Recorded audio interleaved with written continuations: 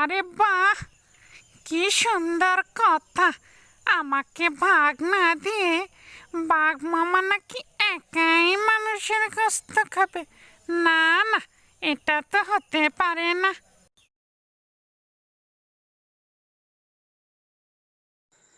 সুন্দরবন বনের পাশ দিয়ে ছিল একটি সুন্দর রাস্তা। সেই রাস্তা দিয়েই সন্ধ্যাবেলায় একজন পথচারী হাঁটতে থাকে। সেই বনে ছিল ভয়ঙ্কর একটি বাঘ।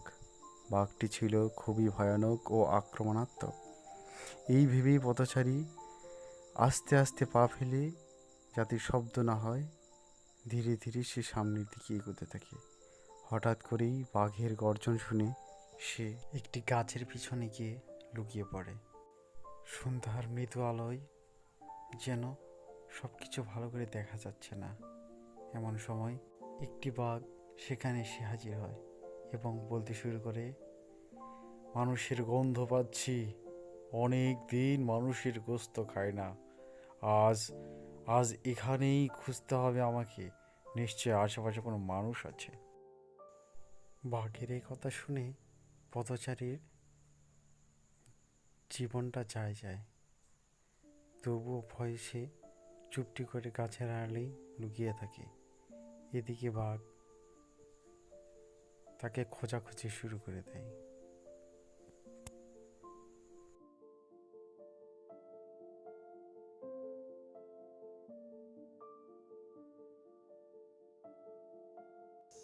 খোঁজাখুঁজির পর বাঘ গর্জন দিয়ে সেখানে শুয়ে পড়ে। আর এসব দূর থেকে দেখছিল একটি বন্য শিয়াল। শিয়ালটি যেমন চালাক তেমনই ধূর্ত। আরে বাহ, কি সুন্দর কথা! আমাকে ভাগ না দিয়ে বাঘ মামা নাকি একাই মানুষের গোস্ত খাবে? না না, এটা তো হতে পারে না। পারছি বরং এগিয়ে যাই, কিছু একটা ব্যবস্থা করা যায় নাকি। এই বলে শেয়াল বাঘ মামার কাছে হাঁটতে হাঁটতে চলে গেল। কিছুক্ষণ হাঁটার পর শিয়াল বাঘ মামাকে বলল,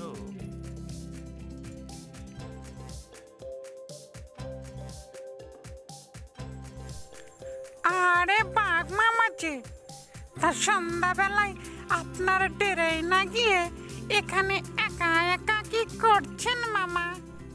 ভাগ্নে, তুই ভাগ্নে আছিস, ভাগ্নে থাক। তোকে কি সব জিনিসের কৈফিয়ত দিতে হবে নাকি?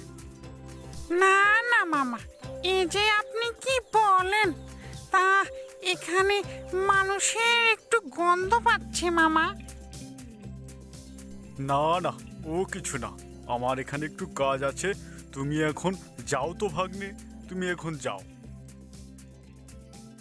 শিয়াল বুদ্ধি করে বলল, আচ্ছা মামা, ঠিক আছে, আপনি যখন এত করে বলছেন।